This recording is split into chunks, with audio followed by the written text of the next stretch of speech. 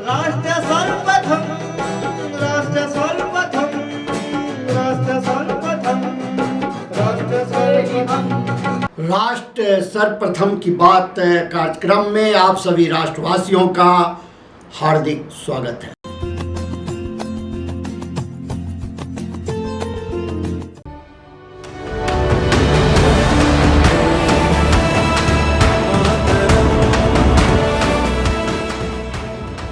India दर्पण, दैनिक हिंदी समाचार पत्र, DID न्यूज व राष्ट्र सर्वप्रथम मीडिया टीम की ओर से समस्त राष्ट्रवासियों को स्वतंत्रता दिवस की हार्दिक शुभकामनाएं। कश्मीर में CRPF की ओर से हर घर तिरंगा अभियान के तहत तिरंगा बाइक रैली निकाली गई। इस दौरान CRPF के जवानों ने देशभक्ति और एकता का जोशीला प्रदर्शन किया। आबकारी नीति मामले में दिल्ली के मुख्यमंत्री अरविंद केजरीवाल को सुप्रीम कोर्ट से तत्काल अंतरिम जमानत नहीं मिली। अरविंद केजरीवाल के लिए यह एक बड़ा झटका है। भारतीय प्रौद्योगिकी संस्थान मद्रास ने 2019 से 2024 तक लगातार छठे वर्ष देश का सबसे अच्छा उच्च शिक्षा संस्थान बनने का गौरव प्राप्त किया है। पंजाब पुलिस ने कहा कि उन्होंने तरनतारा जिले के छाबल से 2 संदिग्धों को गिरफ्तार करके सीमा पार अवैध हथियारों की तस्करी मॉड्यूल का भांडाफोड़ किया। जम्मू कश्मीर के डोडा जिले के असर इलाके में 4 आतंकवादियों के एक समूह के साथ मुठभेड़ में एक सैन्य अधिकारी शहीद हो गया। आम आदमी पार्टी ने वरिष्ठ नेता मनीष सिसोदिया की होने वाली पदयात्रा स्थगित कर दी है और इसे अब 16 अगस्त को आयोजित किया जाएगा। ईडी ने कहा कि हुबली हवाई अड्डे और IIT धारवाड़ जैसी परियोजनाओं के लिए कर्नाटक औद्योगिक क्षेत्र विकास बोर्ड द्वारा अधिग्रहित भूमि में कथित धोखाधड़ी से जुड़े धन शोधन मामले में तलाशी के बाद डिजिटल उपकरण 1.5 करोड़ रुपए, नगद और दस्तावेज जब्त किए हैं। सुप्रीम कोर्ट ने स्पष्ट किया कि राज्य 1 अप्रैल 2005 से खनिज अधिकारों पर कर की मांग को पूर्वव्यापी रूप से लगा सकते हैं या निवीकृत कर सकते हैं। पौंडुचेरी के मुख्यमंत्री N रंगासामी ने मंगलवार को विधानसभा में घोषणा की कि कामराज आवास योजना के लाभार्थियों को दी जाने वाली सब्सिडी बढ़ाकर 5 लाख रुपए कर दी गई है। महाराष्ट्र के पालघर जिला कलेक्टर के एक वरिष्ठ अधिकारी को एक व्यक्ति से भूमि सौदे के मामले में मंजूरी देने के लिए 50,000 रुपए की रिश्वत लेने के आरोप में गिरफ्तार किया गया। पुलिस ने यह जानकारी साझा की। विभाजन विभीषिका स्मृति दिवस के अवसर पर लखनऊ में श्रद्धांजलि सभा का आयोजन किया गया। इस अवसर पर कार्यक्रम में उत्तर प्रदेश के मुख्यमंत्री योगी आदित्यनाथ भी मौजूद रहे। कार्यक्रम को संबोधित करते हुए सीएम ने कहा कि देश इतिहास के काले अध्यायों का स्मरण कर रहा है। इतिहास केवल अध्ययन का विषय नहीं होता, बल्कि वह गलतियों के परिमार्जन और गौरवशाली क्षणों से प्रेरणा ग्रहण करने का संकल्प होता है। उन्होंने कहा कि क्रांतिकारियों, स्वतंत्रता संग्राम सेनानियों ने देश को स्वतंत्र कराने की दिशा में विदेशी हुकूमत को उखाड़ फेंकने के संकल्प के साथ आजादी की लड़ाई लड़ी थी। जब उसकी पूर्णता का समय आया तो इस सनातन राष्ट्र को विभाजन की त्रासदी का सामना करना पड़ा। वहीं सीएम ने प्रधानमंत्री नरेंद्र मोदी का आभार व्यक्त करते हुए कहा कि उन्होंने इतिहास के इन काले अध्यायों से पर्दा हटाकर देश की जनता को जगाने का काम किया है। आज के इस समारोह में सहभागी बन रहे सभी महानुभाव और विभाजन की त्रासदी को झेले हुए परिवारों के सभी सम्मानित सदस्यगण और उपस्थित बहनों और भाइयों, आज पूरा देश विभाजन की त्रासदी की स्मृति दिवस में एकत्र होकर के इतिहास के उन काले अध्यायों को स्मरण कर रहा है। इतिहास केवल एक अध्ययन का विषय नहीं होता है, वो एक प्रेरणा होती है। गलतियों के परिमार्जन का और गौरवशाली क्षणों से प्रेरणा ग्रहण करने का एक संकल्प होता है। और विभाजन की त्रासदी हम सबको इन्हीं बातों की ओर ध्यान आकर्षित करती है। आखिर क्या कारण था कि दुनिया का एक सनातन राष्ट्र हजारों हजार वर्षों से जो एक भारत रहा हो, वह भारत पहले गुलाम हुआ, विदेशी आक्रांताओं के द्वारा यहाँ की परंपरा और संस्कृति को रौंदा गया, तोड़ा गया, अपवित्र किया गया, इस देश को गुलाम बनाया गया। और जब भारत ने लड़ाई ली थी, आजादी की लड़ाई को लेकर के देश के महान क्रांतिकारियों ने स्वतंत्रता संग्राम सेनानियों ने जिस लड़ाई को लड़कर के देश को स्वतंत्र कराने की दिशा में विदेशी हुकूमत को उखाड़ फेंकने के संकल्प के साथ जो लड़ाई लड़ी गई थी, जब उसकी पूर्णता का समय आया तो विभाजन की त्रासदी का सामना इस सनातन राष्ट्र को करना पड़ा। हम आभारी हैं प्रधानमंत्री मोदी जी के, जिन्होंने इतिहास के इन काले अध्यायों से पर्दा उठा करके देश की जनता की आंखों को खोलने का काम किया है। और याद रखना, भारत केवल दुनिया का सबसे बड़ा लोकतंत्र ही नहीं है, ये लोकतंत्र की जननी भी है। जितनी स्वतंत्रता भारत ने अपने नागरिकों को दी है, दुनिया के अंदर इस प्रकार की स्वतंत्रता किसी भी अन्य देश में अपने नागरिकों को नहीं प्राप्त हो पाई है। हम सबको अपने संविधान पर गौरव की अनुभूति करनी चाहिए। भारत के संविधान निर्माताओं के प्रति अपार श्रद्धा और सम्मान का भाव व्यक्त करना चाहिए। हमें सरदार वल्लभ भाई पटेल की दृढ़ता का सम्मान करना चाहिए। हमें बाबा साहब डॉक्टर भीमराव अंबेडकर के प्रति सत सत नमन करना चाहिए, जिन्होंने अपनी पीड़ा को दबाने के बावजूद भारत की एकता और अखंडता के प्रतीक भारत के संविधान को भारतवासियों को प्रदान किया, जो संविधान आज भी हम सबका नेतृत्व करता है, हमारा मार्गदर्शन करता है। और उन सभी महापुरुषों से जिन्होंने भारत के संविधान सभा के माध्यम से भारत को दुनिया का सबसे बड़ा संविधान दिया, इस संविधान के माध्यम से हम सबको भारत के इस लोकतंत्र पर गौरव की अनुभूति भी करनी चाहिए। और इस लोकतंत्र के साथ मिलकर के कैसे हम लोगों को जो स्वतंत्रता मिली है, इन स्वतंत्रता के उन नायकों के प्रति श्रद्धा का भाव व्यक्त करना होगा, जिन महापुरुषों ने अपना सर्वस्व भारत की आजादी के लिए समर्पित करके अपने आप को बलिदान किया था। आज के इस अवसर पर भारत फिर से अखंड भारत की दिशा में अग्रसर हो सके, महर्षि अरबिंदो के सपने को साकार कर सके, उनकी भविष्यवाणी सच साबित हो सके, इसके लिए हमें भारत को, जब भारत अपनी आजादी का शताब्दी महोत्सव मना रहा होगा, शताब्दी महोत्सव 1947 में जब भारत की आजादी के 100 वर्ष पूरे हो रहे होंगे, उस समय एक ऐसा भारत जो विकसित भारत होगा, शक्तिशाली भारत होगा, सशक्त भारत होगा। पिछले 10 वर्ष के अंदर भारत की प्रगति दुनिया को अचंभित करती है, दुनिया को आकर्षित करती है। दुनिया अभिभूत है, भारत की तरफ आशा भरी निगाहों से देख रही है। उसे विश्वास है कि भारत अगर सुरक्षित है तो विश्व मानवता सुरक्षित है। आज के इस अवसर पर मैं विभाजन की त्रासदी के शिकार परिवारों के परिवारजनों के प्रति अपनी संवेदना व्यक्त करता हूं। जिन लोगों ने अपने परिवारजनों को खोया है, उस समय खोया था, उन सब के प्रति मैं विनम्र श्रद्धांजलि अर्पित करता हूं और विश्वास करता हूं कि विभाजन की इस त्रासदी से हम कुछ सबक लेकर के आने वाली भावी पीढ़ी के सामने इस प्रकार की त्रासदी न होने पाए, इसके लिए संकल्पित होंगे। धन्यवाद। जय हिंद। आम आदमी पार्टी ने सत्यमेव जयते डीपी कैंपेन लॉन्च कर दिया है।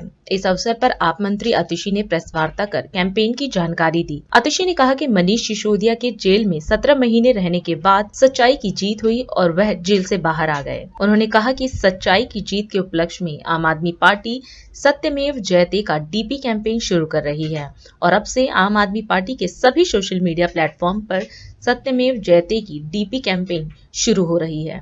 भारतीय जनता पार्टी की केंद्र सरकार ने आम आदमी पार्टी को, दिल्ली सरकार को परेशान करने की कोई भी कसर नहीं छोड़ी।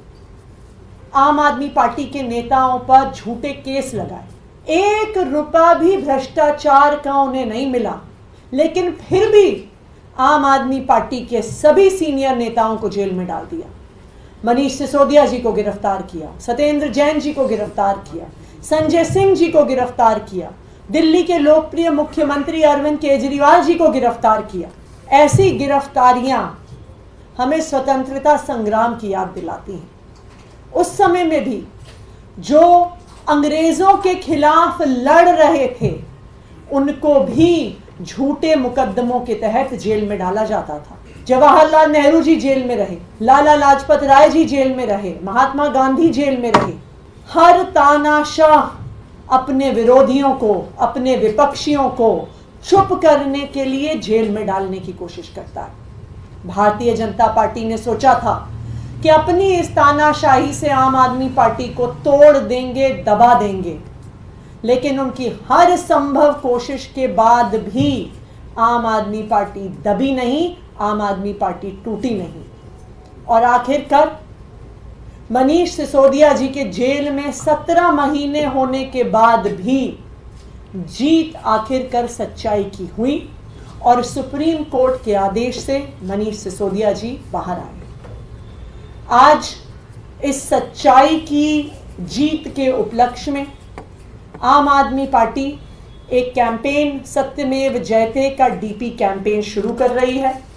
आज से आम आदमी पार्टी के सभी सोशल मीडिया हैंडल्स पर, चाहे वो ट्विटर पे हो, चाहे वो फेसबुक पे हो, चाहे वो व्हाट्सएप पे हो, सत्यमेव जयते के डीपी कैंपेन की शुरुआत हो रही है। सारे आम आदमी पार्टी के नेता, सारे आम आदमी पार्टी के हैंडल्स, सारे आम आदमी पार्टी के कार्यकर्ता सत्यमेव जयते की इस डिस्प्ले पिक्चर को एक कैंपेन के तौर पे शुरू करेंगे। श्री शिवनाथ योगाश्रम रजिस्टर के अधीन संचालित श्री मोतीनाथ संस्कृत महाविद्यालय प्रांगण में भारत उत्सव के तहत संस्कृत महाविद्यालय के प्रांगण में राष्ट्रीय ध्वज तिरंगा को सलामी दी गई।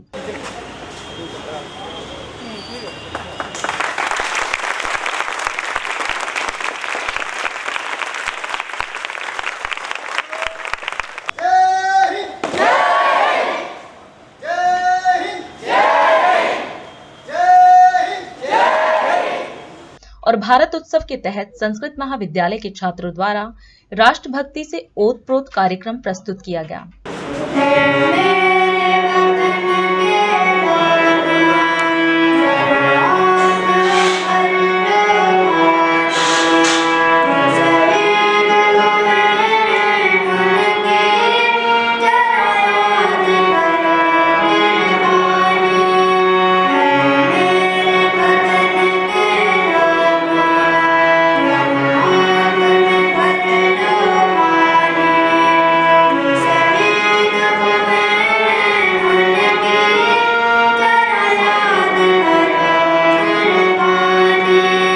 इस अवसर पर मोतीनगर विधानसभा क्षेत्र के विधायक शिवचरण गोयल पहुंचे और बच्चों को राष्ट्रभक्ति क्या है इस संदर्भ में अपना संदेश दिया। आज आजादी का पर्व 77 साल पूरे हो चुके हैं। 1947 में आजादी मिली और कल से 78वें साल की शुरुआत हो जाएगी। तो आप सभी बच्चों को, हमारे प्रधान जी, हमारे मिनिस्टर जी, पूरी कैबिनेट को मैं 78वें संविधान दिवस की आप सभी को बधाई देता हूँ, शुभकामनाएं देता हूँ। ये आज़ादी ऐसे निकली 47 से पहले अंग्रेज थे, उस समय बोलने की अभिव्यक्ति की आज़ादी नहीं थी, जो बोलता था ये। आज जो बच्चों आप देख रहे हो ये पहले नहीं थी। आज़ादी मिली तो लाखों वीरों ने शहादत दी और हर क्रांतिकारी जेल में गया और जेल उस समय गहरा होता था, डरते नहीं थे जेलों से। और उसी की बदौलत है कि आज हम खुली हवा में सांस ले रहे हैं। और आज उन देशभक्तों को नमन करने के लिए, चाहे महात्मा गांधी जी हो, भगत सिंह जी हो, सहदेव हो, चंद्रशेखर आजाद जी हैं, कोई भी, आज उनको याद करने का। यदि हम याद करते हैं तभी हमें प्रेरणा मिलती है। यदि हम अपने बड़ों को याद करते हैं तभी तो आज हम अपने माता पिता को याद करते हैं, दादा दादी को याद करते हैं। और आपने तो लिखा भी है पितृभव, मातृभव, सबसे पहले प्राथमिकता है आपकी पितृ। तो पितृ का मतलब क्या है? जो भी हमारे पूर्वज हैं, हमारे माता पिता हैं, उनका स्थान है।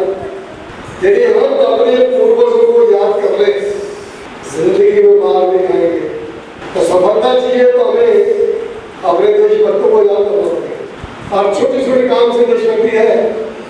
आपके गुरुकुल परिसर में आपने कूड़ा उठा के डस्टबिन में डाल दिया, ये देशभक्ति है। आप आपस में प्यार से बात करते हैं, देशभक्ति है। आप आपस में सहयोग करते हैं, देशभक्ति है। बाहर जाके सभी का सम्मान करते हैं, उनकी सेवा करते हैं, ये देशभक्ति है। एक बीज बोते हैं जमीन के अंदर, उसके कुछ समय बाद ये वो अंकुरित होता है, उसके बाद वो छोटा पेड़ बनता है, पौधा बनता है, फिर कुछ समय के बाद वो पेड़ बनता है, फिर कुछ समय के बाद वट वृक्ष बनता है। एकदम बन जाता है क्या? हमारे छोटे छोटे काम हमें आगे बढ़ाते हैं, और ये छोटे छोटे काम हमें दिशा निर्धारित करते हैं कि हमें जीवन में क्या करना है। आजादी कैसे नहीं मिलती? आजादी के लिए संघर्ष करना होता है। तो ये संघर्ष जारी है और इसको सब हम मिलकर करेंगे।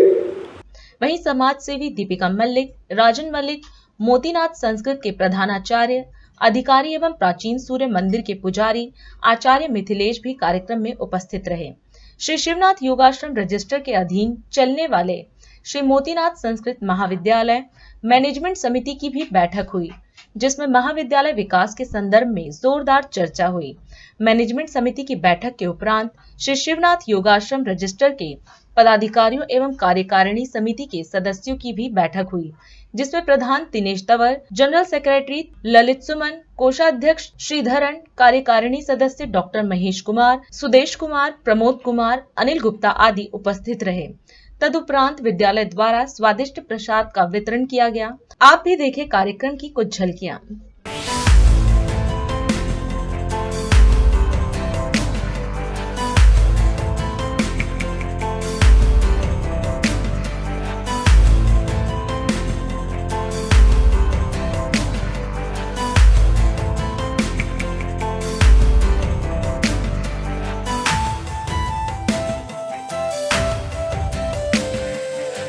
अभी समय है एक ब्रेक का। हम चलते हैं ब्रेक पर, आप कहीं जाए नहीं, छोटा सा ब्रेक।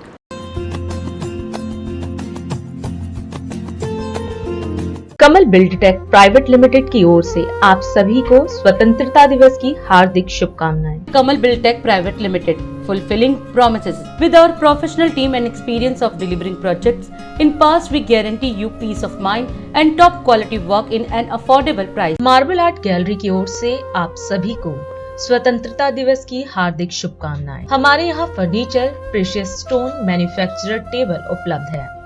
एमपी ग्रेनाइट की ओर से आप सभी को स्वतंत्रता दिवस की हार्दिक शुभकामनाएं।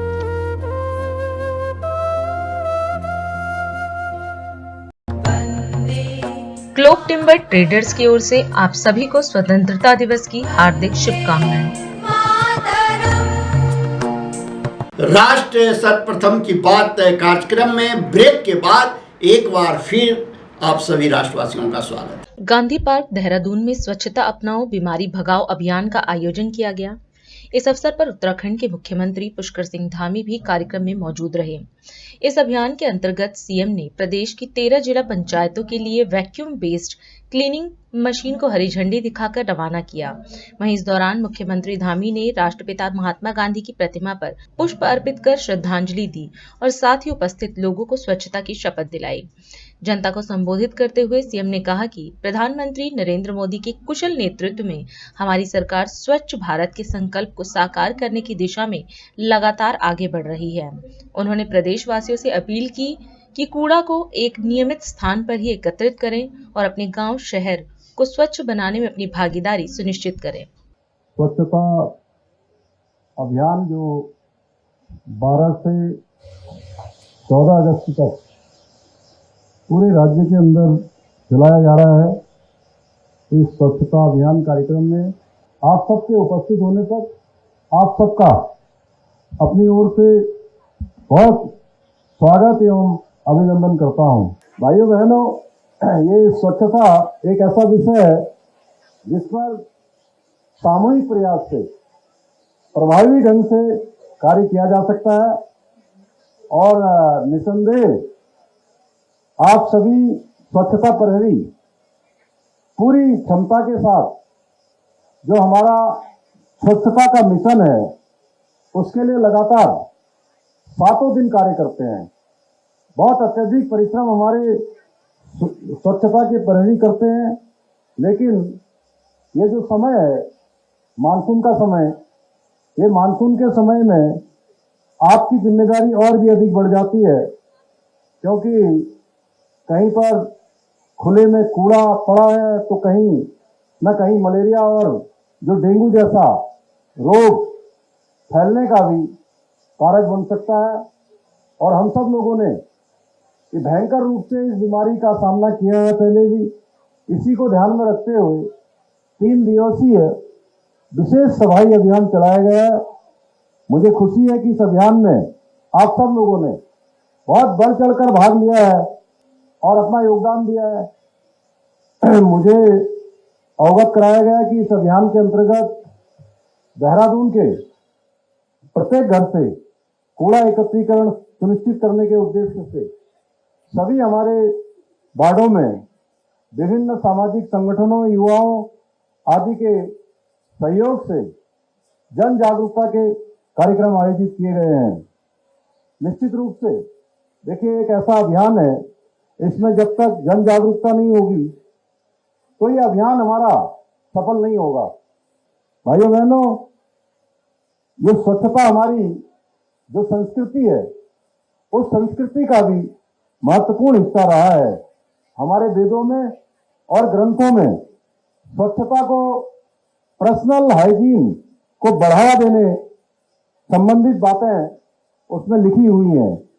हम हर वो प्रयास कर रहे हैं जिससे हमारा राष्ट्र स्वच्छ और सुंदर बने, और इन प्रयासों की सफलता के पीछे जन भागीदारी की सबसे बड़ी भूमिका है, जो आप सब लोग यहाँ पर आकर आज अपनी भागीदारी कर रहे हैं। इसलिए मैं आप सभी से कहना चाहता हूं, इसे केवल सरकारी कार्यक्रम, सरकारी अभियान के रूप में नहीं देखना चाहिए, क्योंकि सरकारी अभियान तो 3 दिन चलेगा, उसके बाद स्वतः ही रुक जाएगा। बल्कि हम सबको अपनी दिनचर्या का, अपने जीवन का एक अभिन्न हिस्सा इसको बनाना चाहिए। भाइयों बहनों, स्वच्छता और पर्यावरण का भी गहरा संबंध है। हाल ही में आदरणीय प्रधानमंत्री जी ने पर्यावरण संरक्षण को बढ़ावा देने के लिए एक पेड़ मां के नाम इस अभियान की शुरुआत की है, और पूरे देश के अंदर अभियान चल रहा है। मैं आप सब लोगों से भी आज इस अवसर पर ये अनुरोध करना चाहूंगा कि इस मानसून के सीजन में कम से कम आज हम एक संकल्प लेंगे कि एक पौधा अगर हमने रोप दिया है तो बहुत अच्छी बात है, अगर नहीं रोपा है तो एक पौधा अपनी मां के नाम से लगाएंगे। 1947 15 अगस्त 1947 को हमारा देश आजाद हुआ था। ये स्वतंत्रता हमको मिली है तो कितने संघर्षों और कितने बलिदानों के बाद मिली है। ये हमारी नौजवान पीढ़ी, हमारे नौनिहाल, उनके स्मरण में ये दिन अवश्य रहना चाहिए। कल हम स्वतंत्रता दिवस मनाएंगे, लेकिन उससे पहले का दिन भी हमारे स्मरण में रहे।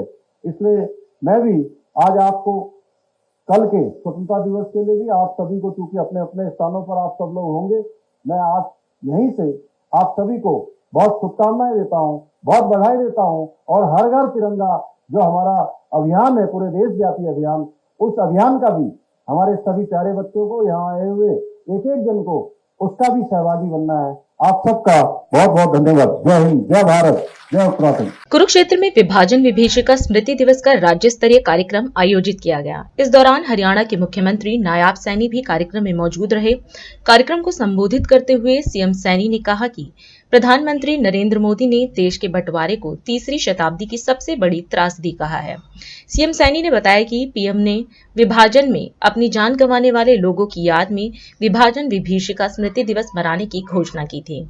इसके साथ ही सीएम ने यह भी कहा कि हरियाणा सरकार संत महापुरुष विचार सम्मान एवं प्रसार योजना के तहत ऐसे वीरों, महापुरुषों व संतों की याद को बनाए रखने का काम कर रहे हैं। आज हम एक ऐसे कार्य के लिए एकत्र आए हैं कि जिसमें हमारे पूर्वजों की खुशबू माटी है। आज उसको नमन करने के लिए हम इस स्वतंत्रता दिवस की पूर्व संध्या पर एकत्र आए हैं। आज हम भारत के विभाजन के बाद हुए रक्तपात में मारे गए अपने पूर्वजों के प्रति श्रद्धांजलि अर्पित करने के लिए हम सब एकत्र आए हैं।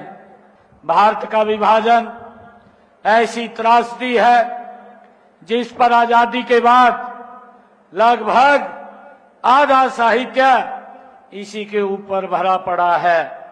उसकी पीड़ा से आहत हमारे देश के यशस्वी प्रधानमंत्री आदरणीय नरेंद्र मोदी जी ने देश के बंटवारे को 20वीं शताब्दी की सबसे बड़ी त्रासदी उन्होंने कहा है। उनके मन में जो पीड़ा थी, उन्होंने 15 अगस्त 2021 को स्वतंत्रता दिवस की आजादी के अमृत महोत्सव के शुभारंभ के करते हुए इस विभाजन में अपनी जान गंवाने वाले लोगों की याद में विभाजन विभीषिका स्मृति दिवस मनाने की घोषणा अगर की है, आदरणीय नरेंद्र मोदी जी ने की है। भाइयों, उस समय आदरणीय प्रधानमंत्री जी ने कहा कि विभाजन की पीड़ा को कभी भुलाया नहीं जा सकता। आज मुझे ये बताते हुए कि हरियाणा सरकार ने संत महापुरुष विचार सम्मान एवं प्रसार योजना के तहत ऐसे वीरों, महापुरुषों व संतों की याद में बनाए रखने का काम कर रहे हैं। इस योजना के तहत हमारी सरकार ने चाहे महर्षि वाल्मीकि हो, चाहे गुरु नानक देव जी हो, या गुरु तेग बहादुर जी के दिवस हो, या महर्षि कश्यप की जयंती हो, या गुरु रविदास जी, भगवान परशुराम, धन्ना भरत, श्री ज्योतिबा फुले, गुरु गोरखनाथ और डॉक्टर अंबेडकर जैसे संत महापुरुषों की जयंतियों को इस संत प्रचार प्रसार समिति के माध्यम से उस इतिहास को प्रदेश के देश के लोगों के सामने लाने का काम ये हमारी सरकार ने किया है। और इसी कड़ी में ये विभाजन विभीषिका स्मृति दिवस भी आज आयोजित किया गया है। आपको याद होगा कि आज के ही दिन वर्ष 2022 में विभाजन विभीषिका स्मृति दिवस के उपलक्ष्य में पहला राज्य स्तरीय आयोजन इसी कुरुक्षेत्र की भूमि पर किया गया था और आज फिर यह राज्य स्तरीय आयोजन कुरुक्षेत्र की भूमि पर ही हो रहा है। मित्रों, आज का दिन हमें बंटवारे के कारण जान गंवाने वाले अपने पूर्वजों की याद तो दिलाता है, लेकिन मुझे गर्व है कि मां के उन सपूतों ने किसी का भय नहीं माना, किसी लालच में नहीं आए और अपने देश, धर्म व स्वाभिमान को तरहीज देते हुए दर दर की ठोकरें खाना स्वीकार किया, भूखे प्यासे खाली हाथ मेहनत की और फिर से अपने आशियाने बसाए। यही नहीं, आज यहाँ गए वहां की खुशहाली और समृद्धि में उल्लेखनीय योगदान देने का काम कर रहे हैं। आज इस विभाजन विभीषिका स्मृति दिवस के अवसर पर उन सभी ज्ञात और अज्ञात जिन लोगों ने कुर्बानियां दी हैं, उन सबको मैं सच्ची श्रद्धांजलि अर्पित करता हूं, उनको नमन करता हूं। इन्हीं शब्दों के साथ जय हिंद, जय भारत। और अधिक खबरों के लिए आप हमारे YouTube चैनल दैनिक इंडिया दर्पण को अभी सब्सक्राइब करें और नोटिफिकेशन के लिए बेल आइकन को प्रेस करना ना भूलें।